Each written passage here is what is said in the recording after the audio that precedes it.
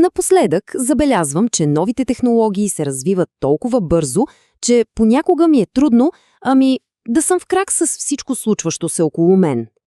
Добре дошли в канала Ислам в България. Ако ви харесва видеото, моля да се абонирате и да натиснете лайк бутона. Благодаря! В исламската традиция има едно царство, което е далеч отвъд нашето земно разбиране. Една дестинация, за която пратеникът на Аллах, мир нему, е говорил с треперещ глас. Място, където божествената справедливост се проявява в най-абсолютната си, чиста форма. Коранът говори за Джаханам не като за някакъв фолклор или метафора, а като за неизбежна, осезалема реалност, която очаква онези, които са отхвърлили истината. Самото споменаване на Джаханам в Корана е придружено с описания толкова живи, толкова ужасяващи, че сподвижниците на пророка са плачели, докато сълзите им не намокрели брадите им. Виждате ли, това не е просто тема за случайен разговор, а едно божествено предупреждение, вградено в самата тъкан на откровението.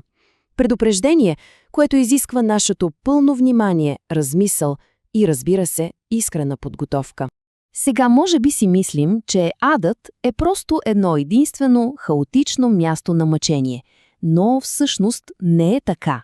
Той има доста сложна структура, която отразява божествената мъдрост и съвършенна справедливост. Разделен е на нива или порти, като всяка от тях е предназначена за определена категория грешници, съответстваща на тежестта на техните прегрешения. И това не е просто някакво тълкование. Самият Коран ни дава ясно доказателство за тази структура. И вижте, тези разделения не са случайни. Всяка порта представлява ниво на наказание, което отговаря на дълбочината на неверието и сериозността на греховете. Това блестящо илюстрира, че всяка душа получава точно това, което е заслужил. Ето я и нея, стълбата надолу към бездната. Ще разгледаме всяка от тези 7 порти, за да разберем какво точно е предупреждението, което всяко ниво носи. Това е пътуване, което има за цел да ни накара да се замислим за крайната дестинация. Добре, готови ли сме? Започваме нашето спускане от най-горното първо ниво на ада. И е наистина важно да разберем кой обитава всяка порта и защо. И така, първата порта, която носи и общото име Джаханам, служи като входно ниво. Но за кого е предназначена тя? И тук идва нещо, което може би е най-изненадващия, дори надежден аспект от цялата структура. Тази порта е за мюсюлманите, които са извършили големи грехове, но въпреки това са запазили основите на вярата в сърцата си. Това не е място за неверниците, а за вярващите, чието грехове са наделяли над добрите им дела. Ислямските учени, базирайки се на автентични хадиси, обясняват, че в крайна сметка, чрез милостта на Аллах, тези вярващи ще бъдат извадени от тази порта. Но нека сме наясно, това изобщо не омаловажава ужаса на това място. Традицията учи, че само един миг в Джаханам би направил най-тежкото земно страдание да изглежда като нищо. Продължаваме надолу, спускаме се по-дълбоко и стигаме до втората порта, наречена Лаза. Самото име носи едно смразяващо значение, което ни подсказва какъв е характерът на наказанието тук. И така, кой попада тук? Тази порта е дом за онези, които са трупали богатство. Виждали са бедността около себе си, но са затворили сърцата си. Тези, които са превърнали парите в свой бог и са забравили онзи, който им е дал всичко. Бизнесмените, които са мамили клиентите си, работодателите, които са удържали заплати, всички те се озовават в това царство. А наказанието? Коранът описва нещо наистина страшно, как тяхното любимо злато и сребро се нагряват в огъня и се използват, за да жигосат челата, хълбоците и гърбовете им. Огънят на Лаза е особено свиреп. Описан е, сякаш самите пламъци притежават някакъв ненаситен глад. Добре, спускаме се още. И трябва да знаем, че с всяка следваща порта наказанията стават все по-тежки, а греховете, които водят до тях, все по-сериозни. Сега наистина навлизаме в сърцевината на божественото наказание.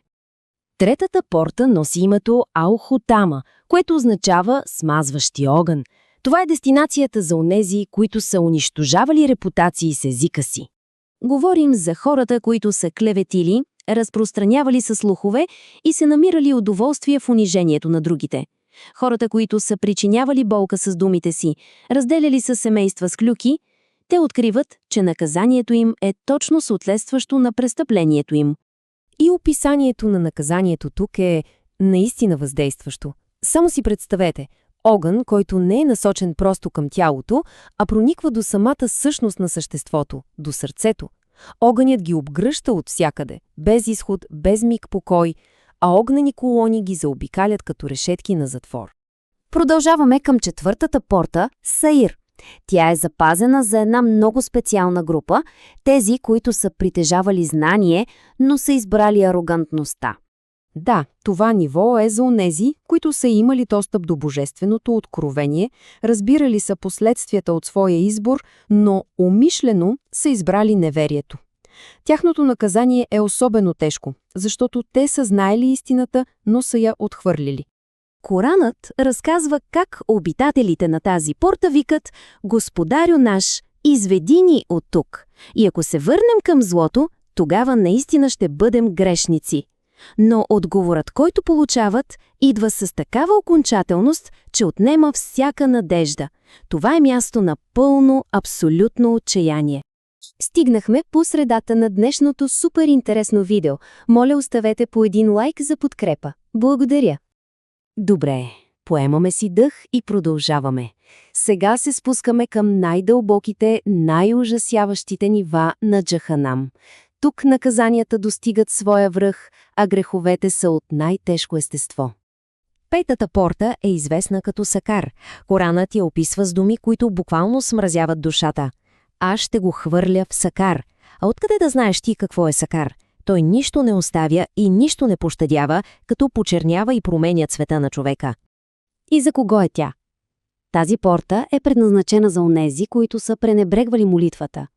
Тези, които са чували призива за поклонение, но са намирали светските си занимания за по-привлекателни. Молитвата, самият стълб, който отличава вярващите от невярващите, е била изоставена от тези души. И сега те се изправят пред огън, който не оставя нищо непокътнато. Шестата порта е Ал-Джахим. Това царство е запазено за извършителите на най-голямата несправедливост в исляма. Става дума за ширк или приписването на съдружници на Аллах. Това е единственият грях, за който Аллах заявява, че никога няма да бъде простен, ако човек умре с него. Тук идолите, на които са се покланяли, се хвърлят в огъня заедно с тях и поклонници, и обожествявани горят заедно в една сцена на върховна безполезност. И накрая стигаме до най-ниската, най-тъмната, най-ужасяващата порта от всички Ал-Хауя, бездънната яма. Това е дестинацията на лицемерите. Тези, които са твърдели, че вярват с езика си, докато в сърцата си са таили неверие. Тези, които са изглеждали праведни пред хората, но тайно са вършили зло. Наказанието им е по-тежко дори от това на откритите неверници, защото тяхното престъпление било по-голямо. Те са твърдили, че обичат Аллах, докато са заговорничили срещу неговата религия. Коранът говори за съдбата им с абсолютна сигурност. Представете си спускане през всички предишни порти, през всички нива на мъчение, докато се стигне до място толкова дълбоко, толкова тъмно и толкова напълно изоставено, че дори самият ад сякаш го поглъща. Те съществуват в състояние на пълна изоставеност. Добре, след като преминахме през този, нека си го кажем, ужасяващ пейзаж, трябва да направим една изключително важна промяна в гледната точка. Защото разбирането на тези 7 порти, целта му не е да създаде отчаяние. Въпросът, който естествено възниква е защо? Защо трябва да знаем всичко това? Целта не е да ни парализира от страх, а точно обратното – да ни мотивира към искрено покаяние и праведни дела. И отговорът е тук, в един свещен хадис. Хадис Кудси, Аллах казва тези думи. И вижте, всяко описание на Джаханам в Корана е съчетано с описание на рая. Всяко предупреждение е последвано от покана към милост. Всяка заплаха е балансирана с надежда. Вратата на покаянието остава отворена до последния ни дъх. И това е важно да се знае. Никой грях не е твърде голям, ако се обърнем към Аллах с искрено съжаление и истинско намерение за промяна. Милостта на Аллах е отвъд нашето разбиране, но тя изисква от нас да направим първата стъпка. Това пътуване през 7-те порти трябва да промени начина, по който живеем всеки ден. Когато сме изкушени от алчност, нека си спомним за Лазара. Когато арогантността изпълни сърцето ни или лицемерието отсвети действията ни, нека си спомним за бездната на Ал-Хауя, защото това не са просто някакви абстрактни понятия, а обещания от онзи, който никога не нарушава думата си. Ако ви харесва това видео, може да оставите по един лайк и да се абонирате за канала Ислям в България. Благодаря ви, че сме заедно. В крайна сметка, изборът остава наш, в този кратък прозорец, който наричаме живот. Ще се вслушаме ли в предупреждението и ще променим ли курса си, или ще продължим безгрижно, докато не стане твърде късно?